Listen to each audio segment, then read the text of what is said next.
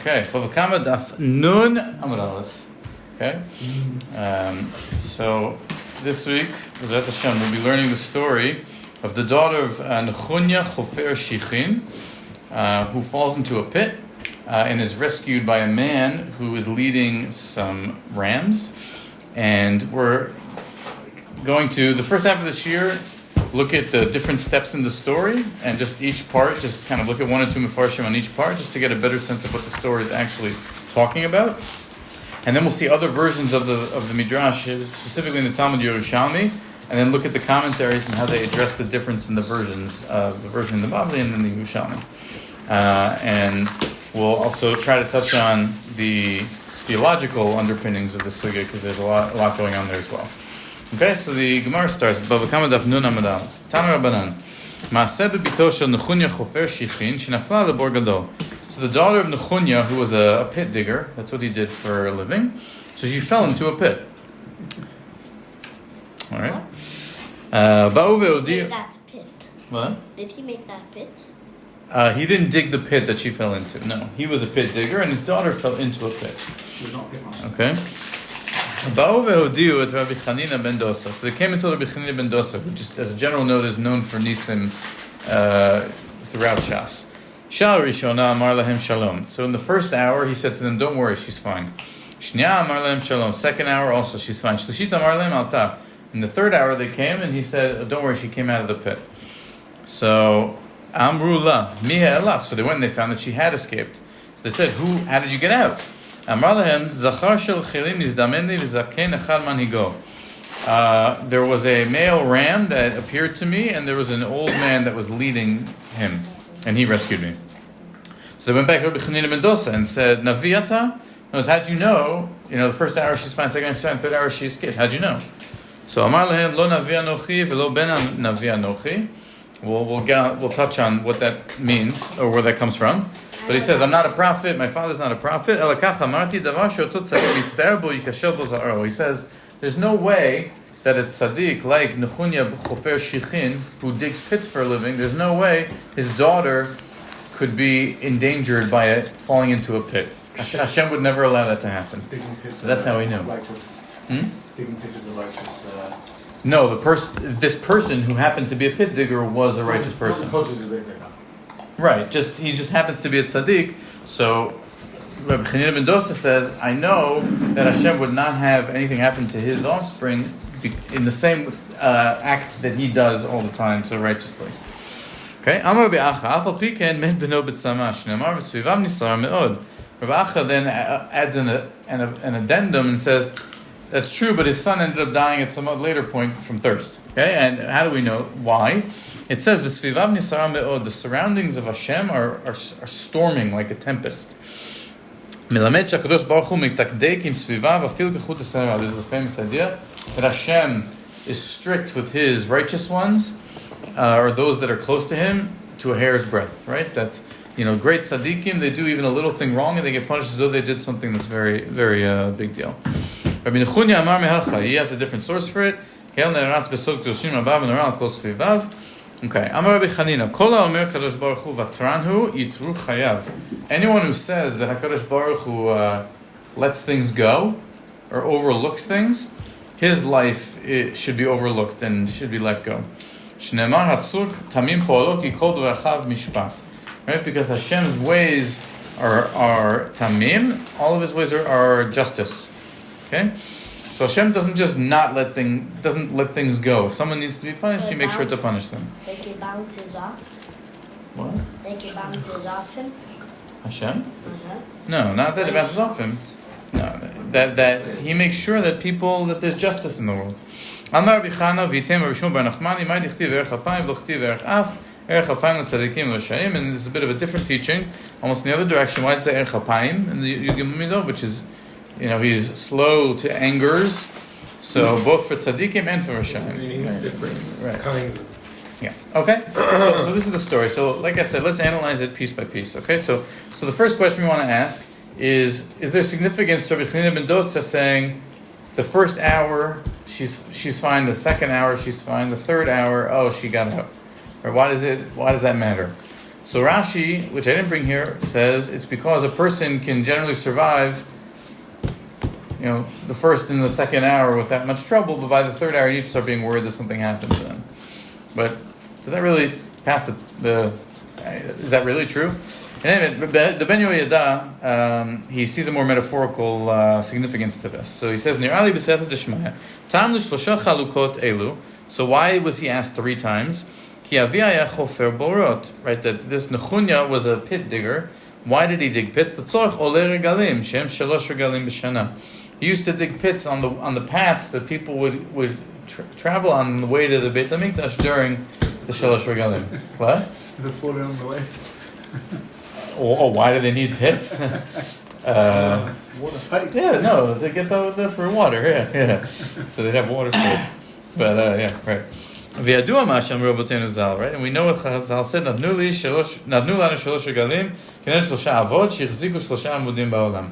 Right? That there's this idea in Shemot Rabbah that the 3 regalim parallel the 3 avot, and so he says also here there's a connection to the 3 times that Rabbi Chanina ben Dosa says. Pretty random. Like they found something related to him in the number 3 and pits. Yeah. And pits. So it doesn't explain anything. I guess the Right. was not here. Oh, sorry. This is an extra. We were told to come here. 2 weeks ago we were here. I guess I'll ask him where I was told by someone to come here. I don't know. Yeah. Sorry. Okay. Yes, I hear your point. The next question that we want to ask is, who in the world is this Zaken Echad Mנהיגו? And what's the significance of a ram? What's the idea there?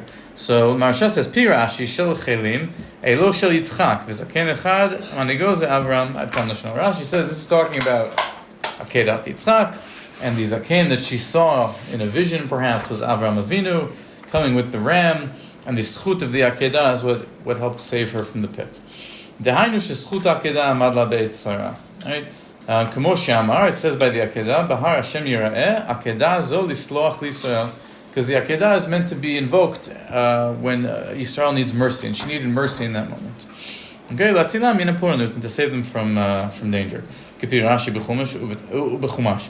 ובתוספות פרק הפרה כתבו בשם ירושלמי דמלאך בדמות רבי חנינא נזדמן לה עד כאן לשנה. Tosfot quotes a different tradition and says it wasn't a Zaken Echad, it wasn't Avram Avinu, like Rashi said, but that it was an angel that looked like Rabbi Chanina himself. Ben Dosa. Right. Which is why I say that, because it's how he knew. In other words, there was some supernatural something going on that he was able to, astral project towards the well. But that his presence was there. That was the idea. That's happening. Okay? All right. If we look at the Yunya Akov... If it was him, so then he shouldn't say Alta. Well, I don't think it's saying it was actually him. It was, an angel in his dmut. Whatever that means. All right. He didn't, physically go, but his presence was there. The idea is, I think, that I hear your point, his presence was what saved her somehow. Okay?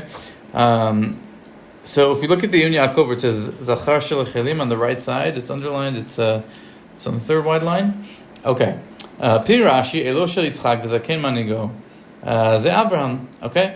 So he quotes Rashi. He says V'tzarich ta'am ma'inyan hazkarat Elo shel Yitzchak v'Avraham kan. So he says, okay. I mean, if you're telling me there's a ram and an old man, I guess Akedah Yitzchak comes to mind. But why is that relevant here?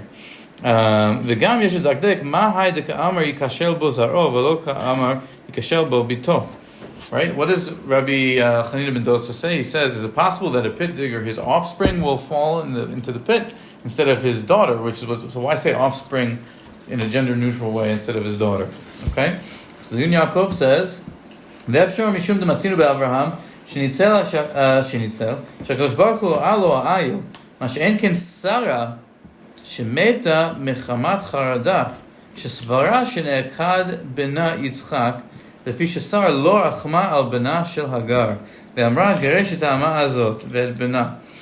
What's going on? So there's a famous midrash, right, that why does Sarah Imenu die, right? And why is her death right after Akedat Yitzchak? So the midrash says that Satan came to Sarah Imenu and said to her, oh, you know that Avram went to take Yitzchak and slaughtered him on Har Moriah, and she was so upset that she passed away. Right? What is that midrash trying to teach? So it's a strange idea. So what the Yun Yaakov claims, is that what that Midrash is trying to say is, why was Sarah Imeinu punished? Because she didn't have mercy over Hagar and Ishmael, right? Because Hagar, she tells Abraham, be with Hagar. Hagar is Ishmael. She sees that, that they're getting along, and and she says to Abraham, you have to kick them out, right? And it says that Abraham was upset about that. He didn't want to do it. And Hashem said to Abraham, in other words, you should do it. But what Yun Yaakov claims this Medrash is teaching me is that even though Hashem said you should listen to her, that doesn't mean what she did in this instance was totally proper. It may have been the thing that needed to happen in order for Yitzchak to, fulfill his destiny. But there was still a repercussion for that, which is represented by the fact that she ended up midah keneged midah, dying because of cruelty in the sense of her own son, because she was cruel to Hagar's son. Okay, which is in and of itself a brilliant way to understand that midrash. But the Yun Yaakov is only mentioning that as an aside to get to his main point, where he says, we're on the second to bottom line in the middle, Lechach meta betzar shel bena, right? Yitzchak. Ma she'en ken Avraham, shehera lo al adot beno, right? The Torah says Avraham was upset about what he had to do to Ishmael. Me'ashivcha ze Ishmael, shelo nikra zar'o. So Ishmael was not called his offspring, v'yichem alav, but he still had mercy on him. Lechach lo nikashel bezar'o. Dichtiv be b'Yitzchak yikra lechazara. So, right, he says, why does Rabbi Chanina ben Dosa say, is it possible when a tzaddik is mitzvah about something, his zera should fail? Not his daughter, his zera. Why? Because the word zera is all about Yitzchak. Ki b'Yitzchak yikareh lecha zara, in contrast to Ishmael. But there's a significance to the word zera that very much ties to why Rashi is saying that this old man in the ram is Abraham and Yitzchak, because that the whole point is it's about ki b'Yitzchak yikareh lecha zara, and not that. And not Yishmael.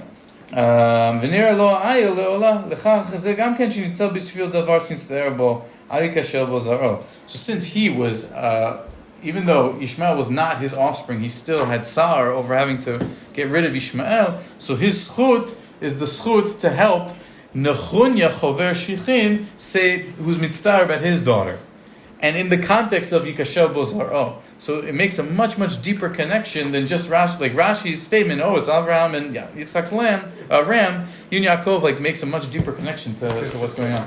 Is that what Rashi maybe meant as the message? Not necessarily the figure of Avraham and the ram, but the idea of that,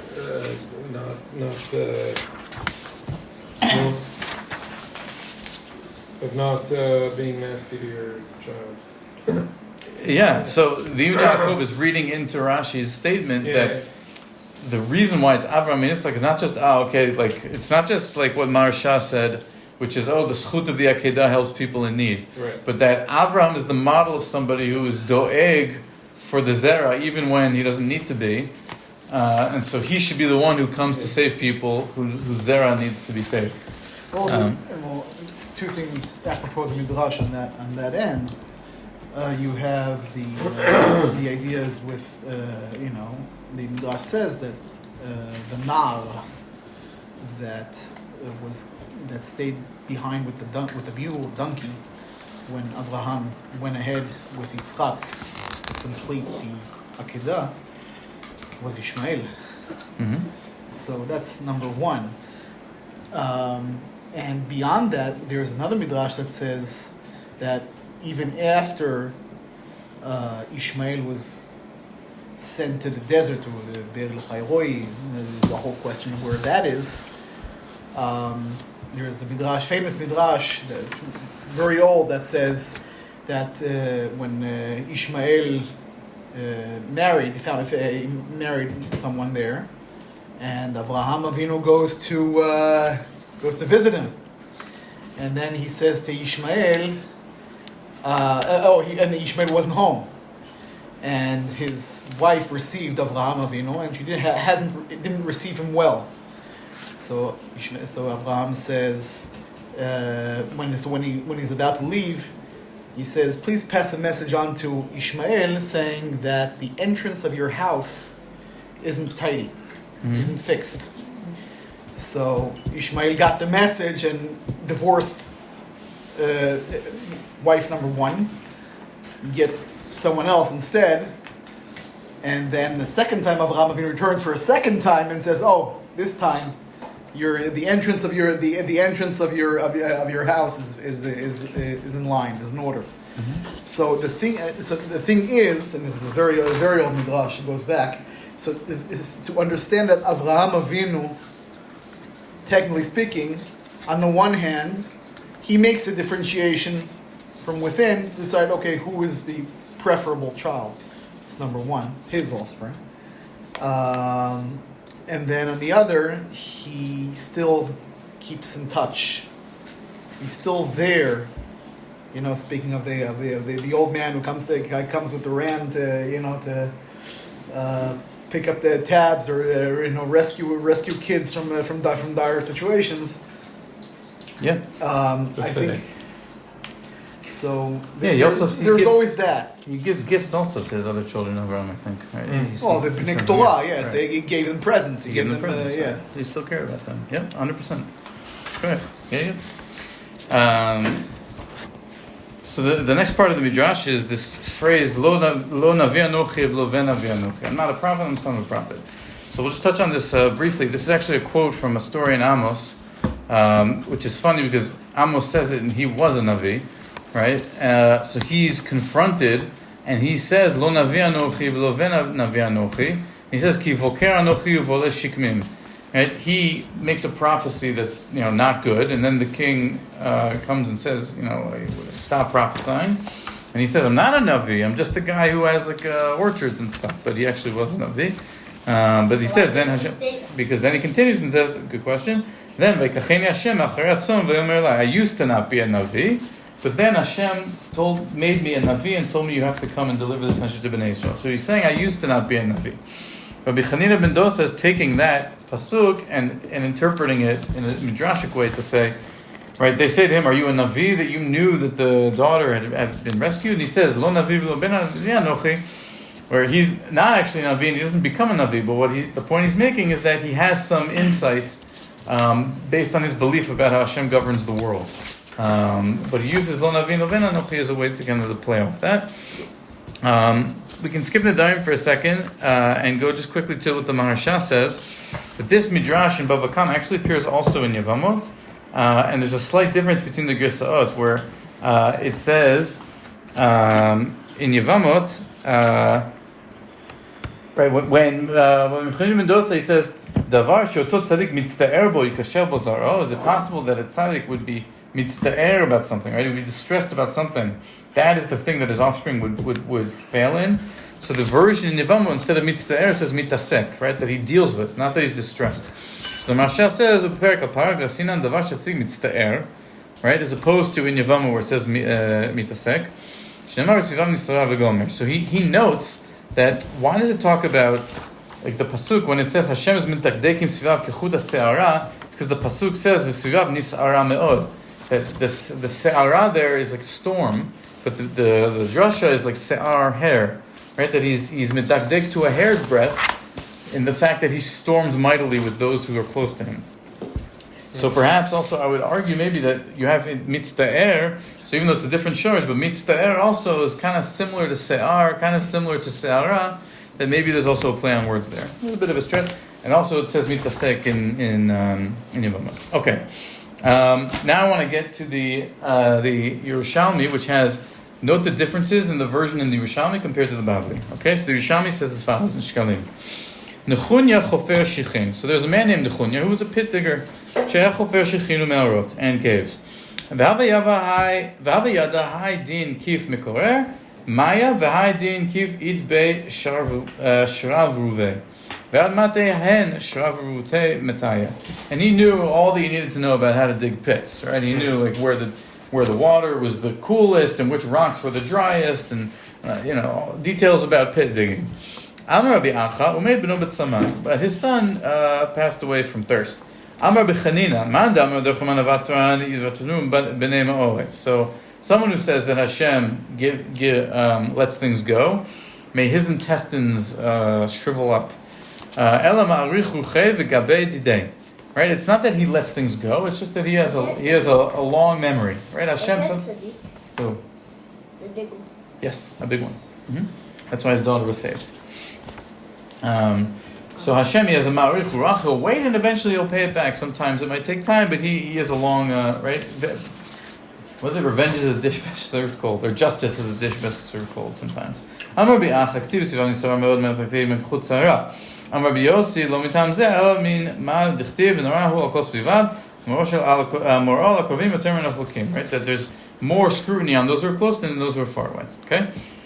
Rabbi, now look at that, pay attention. Rabbi Chagai b'shem Rabbi Shmuel bar Nachman, ma'aseh b'chasid echad, she'ach chofer borot shechinu me'arot, le'ovrim u'l'shavim. So there was a certain pious person who used to dig pits and caves for people who were passing by. פעם אחת הייתה ביתו עוברת להינשא ושטפן... A pit isn't good. A pit, in order to... You dig pits to get water, like a well. And that's where they get water. This is before they had sinks. And they used to have to dig pits in order to get water. So one time his daughter was passing by on her way to get married. She was her wedding day. And she got washed away in the river. So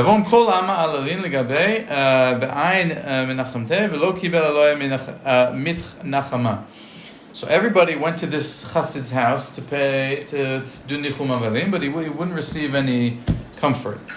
Al Rabbi Pinchas ben Yair legabe. So Pinchas ben Yair went up to him. He's another famous, miracle worker. There's a lot of miracles that have with Pinchas ben Yair. He's different than Rabbi Mendoza. So he comes up. He tries to do nichum avalim, and the guy wouldn't accept it.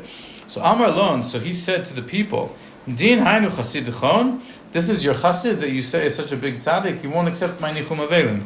So Amrin le. So they said to him, Rabbi, kacha kacha osef kacha kacha. No, he was a big chassid because he did it such and such. Amar. So Rabbi Pinchas ben Yair said, Efshar sheyam mechabed el baro b'mayim v'hu mekapcho b'mayim. Is it possible that this chassid used to honor his creator through water by digging these pits, and his daughter should then be punished with water in the fact that she was drowned in the river? Miyad nafla havara ba'ir. Immediately a rumor started to spread in the city. Bat bito shel oto ish. The rumor, once Pinchas ben Yair said that, so rumor spread that she survived and she came back to the city. So what actually happened? There's some that say b'shuchta it ayrait, which I think means she got caught in a brush as she was getting swept away in the river. Some overhang kind of saved her. And those that say malach yarad kitmut Rabbi Pinchas ben Yair v'yitzila, that an angel in the appearance of Rabbi Pinchas ben Yair came down and saved her. So what are the similarities and differences between this version and the version in the Bavli? Pretty much everything.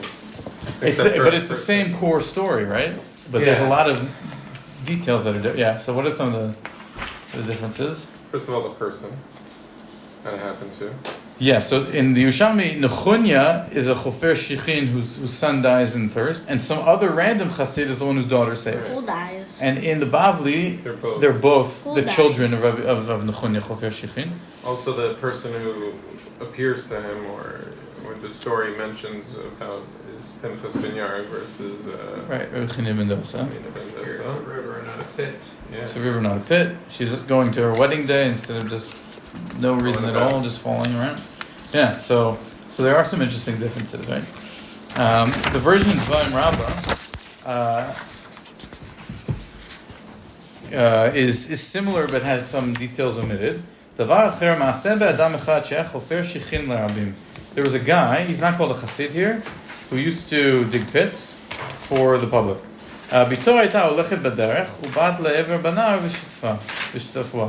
And she was one time walking by a river, and then she got caught up in the current.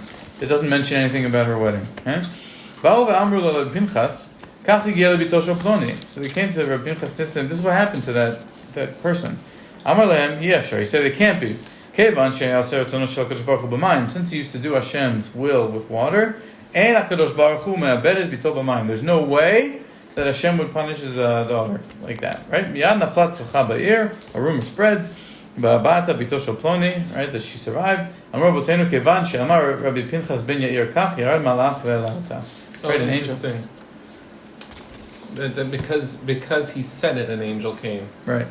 Good, meaning what? It looked like him. It was an angel. It was his angel, essentially, or. The version in the Yerushalmi says an angel. He was asked about it, and he said there's no way that she wasn't saved. Separately, an angel that happened to look like him saved her. Here, it's like a clear cause and effect that it's his angel. Right, to your point, it's a subtle difference. I think the idea is the same, that it's his schut that somehow manifested to save. But yes, it is you did notice a difference there. And here it's Pinchas ben Yair instead of Rachlim ben Dosa, like we said before. Okay, good, just because I want to make sure that you are able to leave, so we'll just try. So the Yunya Akov says, Ela davar shemitzter bo tot tzadik, which is from the second line. So he says, Lefi ma de'ita b'Yerushalmi d'shkalim, so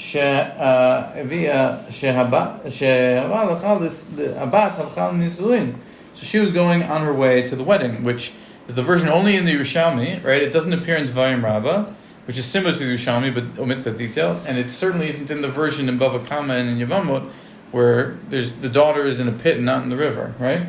But the Yunya Yaakov says the fact that she's going to her wedding is significant. It's not just some random detail. What is the significance? So see what he does here. She was saved because she was going to her wedding. Why? Because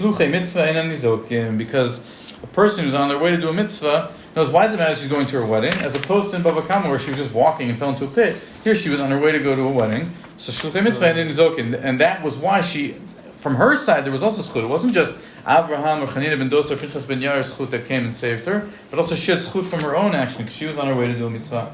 What's the problem? That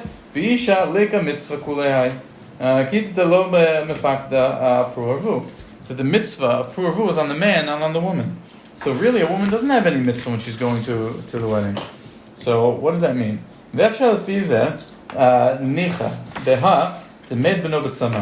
the Yunya Yaakov says we've been ignoring some random detail that's actually not so random, which is why did the son then have thirst, right? He passes away from thirst.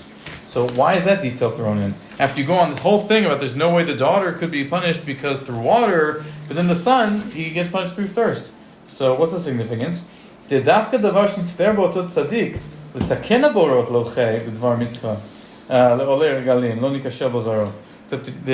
couldn't be punished from someone who used to dig pits in order to bring water to people who were on their way to do a mitzvah, to go up to Beit HaMikdash.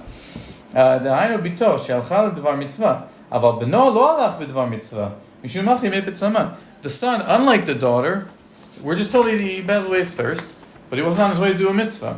So perhaps that's why. And then he adds, another reason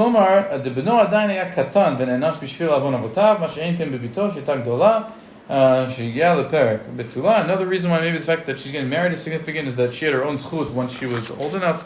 The son was still being punished for the sins of the parents, which doesn't make too much sense because the father was a big chassid and it's tzaddik. No, and but also as you're a minor, the parents will get... Right. So I'm not really sure what that means. But yes. שוב לא נענשה בעוון אבותיה. ובפי רש"י על איש בחטאו יומת. ועין בתוספות כאן ויש טעות סופר בדבריהם ועין בתוספות ועין בתוכן. Okay? So the Yunya Yaakov makes that point, and I want to conclude, we can skip Yevamot for a second, I want to conclude with a comment of the Rif back on the first page, where the Rif says, Ma'aseh b'bito shel Nehunya. Okay? So he says, right on the left side of the top, so כתבו בתוספות דבר שנסתר בו אותו צדיק והכת יעמד בנו בצמא, etc. etc. And he says, ולפי עניות דעתי שכיוון שהיה חופר בו ושיחין, so because he was a pit digger, להזמין בהם מים in order to get water, לא היה ראוי זרעו להיכשל ולהיחנק במים. So there's no way his daughter could have drowned or his daughter could have in a pit or in a river, right? מים שבבור. אבל כשמת בצמא, but when the son passed away from thirst, לא היה בדבר שהמצטער אותו צדיק. It wasn't the thing that it's the opposite, right? As he says, right, exactly. He used to make sure there was enough water, extra water for people. Right? But the son, it was because there wasn't enough water. Because of the water. He didn't have water. Right, I'm saying he didn't die because of water itself. Right. He died because of a lack of water. No water. Exactly. שמת בצמא, ושמא לא המציא מים ככל הצורך, יחסרו מים לא לרגלים. And he says maybe it's because he didn't do enough. Even though he's such a big tzaddik and a big chassid, he didn't do enough to bring enough water for the people who were coming to Beit HaMikdash, and that's why his son was punished like that. Okay? You can also add that he wasn't in charge of the water as to itself. It was just a means in order to carry the water, or have the water, or house the water, if you like. And where did we see the Borot Shichin and Ma'ot before? In Choni HaMe'agel. Right. Choni HaMe'agel is